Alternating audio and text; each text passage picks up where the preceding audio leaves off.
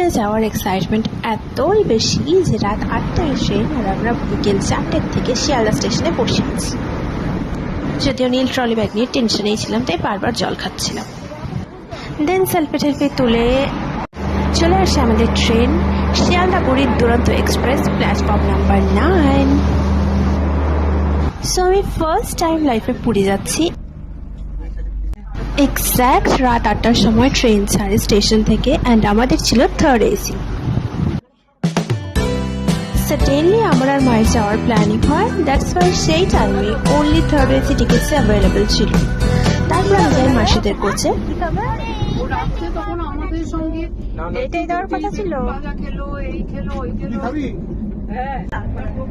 আমরা পুরী যাচ্ছি, এখন আমরা খাবো বলারে খাবো, এখন খাবো, খেয়ে এখন ঘুমাবো।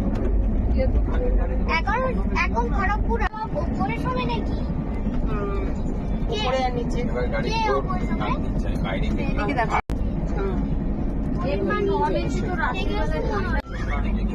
মিস কল নেই তো, কোনো মিস কল নেই, দেখছি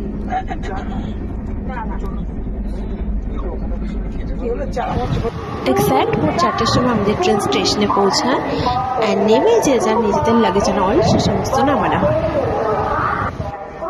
ট্রেনের এক্সপিরিয়েন্সটা যদিও খারাপ ছিল না, বাট কেন জানি না টেনশনে আমি সারা রাত জেগেছিলাম, একটুও ঘুমাই। বারবার মনে হচ্ছিল যে আমি ঘুমালেই মনে হয় ট্রেনটা অ্যাক্সিডেন্ট হয়ে যাবে, নাহলে নদীতে পড়ে যাবে।